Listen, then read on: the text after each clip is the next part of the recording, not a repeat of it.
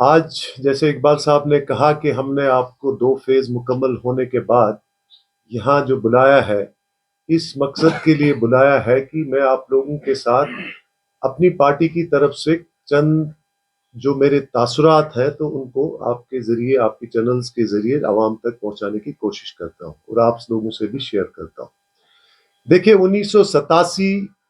ہمارے پاس ایک ایسا دور رہا ہے جس کے بارے میں ہم سب لوگ جانتے ہیں۔ 1987 میں جو الیکشنز کی ریگنگ اور اس کے بعد کے معاملات جو رہے، جس کے بعد 35 سالہ دور کے جتنے بھی مشکلات ہمارے پاس ہیں تو سب کے پاس آیا ہے وہ کہانی۔ جو 1987 کے الیکشنز کے بعد دور یہاں چلا، 35 سال میں آپ دیکھ رہے ہیں کہ کتنے قبرستان آباد ہوئے، کتنے جیل آباد ہوئے اور قوم کن مشکلات سے دوچار ہوئی۔ آج پھر سے مختلف طریقوں سے پھر سے 1987 کو دہرایا جا رہا ہے، اور آپ کہیں گے کہ کیسے دہرایا جا رہا ہے؟ میں یہ بتا دوں کہ آج بھی کئی قوتیں جو ہے اس چیز کی کوشش کر رہے ہیں کہ ہمارے جموں کشمیر کے عوام کو اور پوری قوم کو رنگ، نسل، ریجنز، فرقہ واریت کے نام پہ تقسیم کیا جا رہا ہے۔ آپ نے دیکھا ہوگا کہ جموں میں بھی جو الیکشنز ابھی ہو رہے ہیں تو وہاں پہ ایک الگ نیریٹو بنایا جا رہا ہے، اور کشمیر کے لیے جو نیریٹوز ہیں وہ الگ بنائے جا رہے ہیں، اور کشمیر کے اندر بھی ہر علاقے میں ہر الگ الگ کانسٹیچوئنسیز میں ایک الگ الگ نیریٹو کھڑا کیا جا رہا ہے۔ اس سے کیا ہوتا ہے؟ اس سے صرف اور صرف جو ہے ہماری قوم جو ہے وہ بٹ رہی ہے۔ مختلف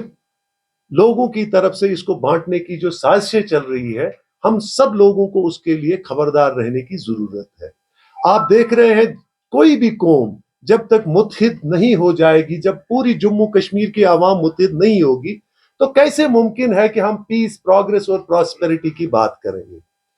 تو خیر،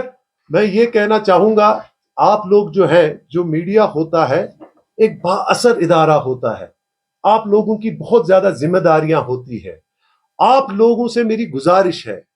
کہ آپ ان لوگوں کے آلائی کار بننے کے بجائے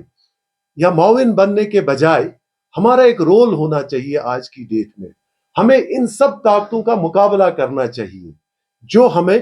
رنگ، نسل، مسلک اور میں نے کہا کہ ریجنز اور ریلیجنز کی بنیادوں پہ بانٹنے کی کوشش کر رہے ہیں۔ ہمیں چاہیے کہ اپنا رول ہم اس طرح نبھائے کہ عوام آپ کی بات سنتی ہے۔ میڈیا کا تو بہت ہی، میں نے کہا کہ با اثر ادارہ ہوتا ہے میڈیا، اور آپ کی بات جو لوگ سنتے ہیں، آپ کا رول بہت بڑا بنتا ہے۔ تو آپ کی اپنی ذمہ داریاں جو ہے آپ نے اس طرح سے نبھانی ہے تاکہ آپ آنے والے نسلوں کے لیے، آنے والے ہمارے مستقبل کے لیے اپنا یہ کنٹریبیوشن جو ہے اس طرح سے دیں کہ آپ لوگوں کی بات کا جو ہے اثر قوم پہ ایسا پڑے کہ قوم پھر سے ایک بار متحد ہو جائے۔ پوری جموں کشمیر کی عوام جو ہے، جن کو مختلف رنگوں، میں نے کہا کہ رنگوں اور باقی سب چیزوں میں بانٹا جا رہا ہے، ان کو ہم نے متحد کرنے کی کوشش کرنی، اس میں آپ کا بہت بڑا رول ہے۔ اس کے بعد آپ خود دیکھ رہے ہیں کہ آج ہمارے سیاستدان جو ہے، جو میدان میں ہے، وہ ایک دوسرے کے اوپر جیسے کیچڑ اچھالتے ہیں، جس طرح سے وہ ایک دوسرے کی تذلیل کر رہے ہیں۔ انہوں نے قومی مفادات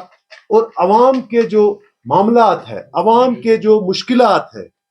اور عوامی جو احساسات ہیں، ان کا کیسے وہ جو ہے ایکسپلائٹیشن کیسے چل رہی ہے، وہ سب چیزوں پہ کوئی بات ہی نہیں کرتا ہے۔ ان سب چیزوں کو تو سب بھول ہی گئے ہیں، صرف ایک دوسرے کو تذلیل کرنے کی کوشش کر رہے ہیں، ایک دوسرے کے اوپر کیچڑ اچھالنے کی کوشش کی جا رہی ہے، اور اس طرح سے، جبکہ میں یہ کہوں گا یہ اس حمام میں سب ننگے ہیں۔ یہاں کس کو پتا نہیں ہے کہ کس نے کیا نہیں کیا ہے، سب کو معلوم ہے یہاں پہ، لیکن پھر بھی ایک دوسرے کی جو ہے، ایک دوسرے کی تذلیل کرنے میں یہ کوئی کسر باقی نہیں رکھتے۔ حالانکہ الیکشنز جو ہوتے ہیں، یہ جو ٹائم آتا ہے، یہی ٹائم آپ کو ہوتا ہے کہ عوام کی جو امنگیں ہیں، عوام کے جو معاملات ہیں، ان کے جو مشکلات ہیں، ان کو ہائی لائٹ کرنے کی ضرورت ہوتی ہے، اور ان سب چیزوں پہ، ان سب ایشوز کو کوئی ہائی لائٹ کرنے کی کوشش نہیں کرتا ہے۔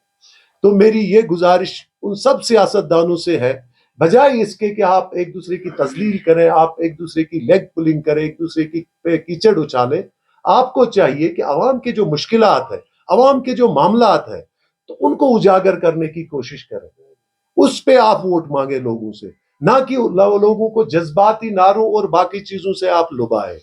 اور اس کی وجہ سے کیا ہوتا ہے، آپ خالی اپنے آپ کو ننگا نہیں کر رہے بلکہ آپ قوم کی پوری عزت اور آبرو کو بھی ننگا کر رہے ہیں. اس کے علاوہ ایک اور بات ہے، آج ہم دیکھ رہے ہیں جو یہاں پہ جمہوریت کے بڑے دعوے دار بنے ہیں، بڑے چیمپئنز بنے ہیں، عوامی احساسات کی باتیں کرتے ہیں، عوامی جذبات کی باتیں کرتے ہیں. میں ان سے ایک اور گزارش کرنا چاہتا ہوں. آج کل وہ اپنی ریلیز پہ لاکھوں کی جو ہے لاکھوں روپے خرچہ کرتے ہیں، اور دعوے داری وہ یہ بھی کرتے ہیں کہ جو ہمارے جیلوں میں لوگ ہیں، جو معصوم لوگ اور بے گناہ لوگ جیلوں میں ہیں، ان کی تو دعوے داری وہ بہت کرتے ہیں، تھکتے نہیں ہے یہ سب باتیں کرتے کرتے وہ لوگ. لیکن کیا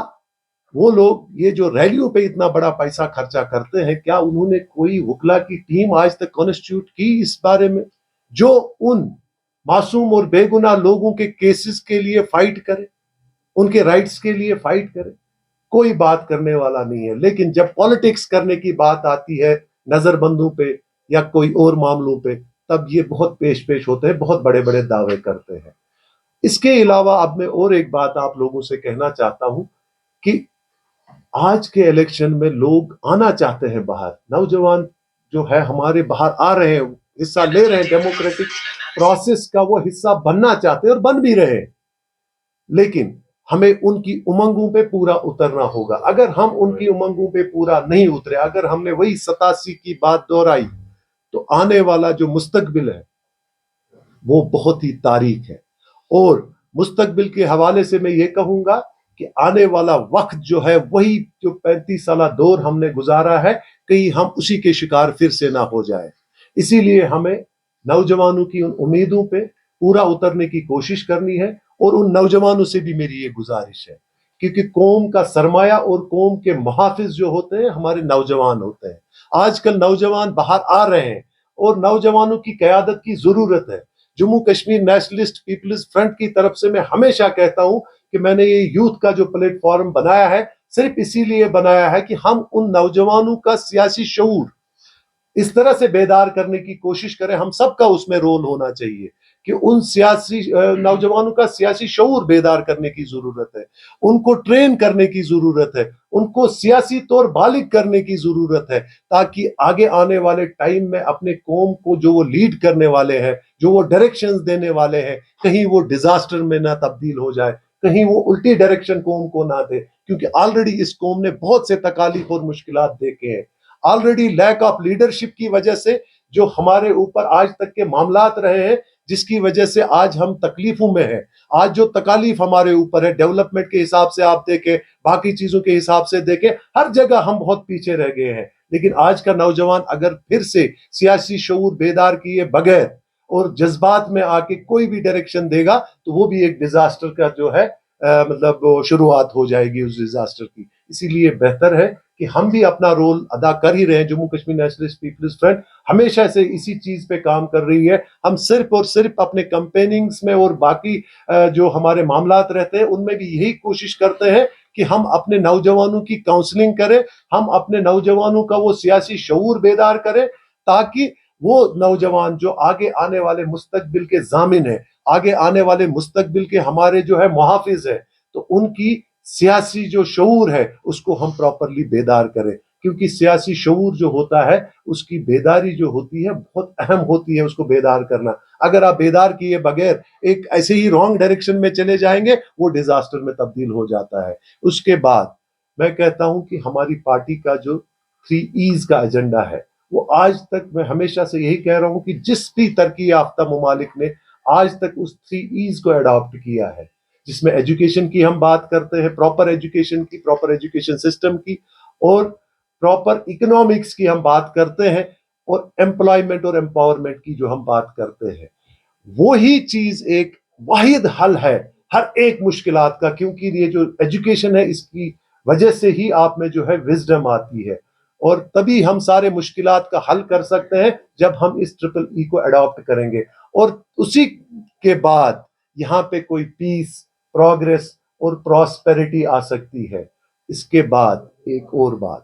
میں گزارش کرتا ہوں ہوم منسٹر آف انڈیا سے اور پرائم منسٹر آف انڈیا سے بھی، انہوں نے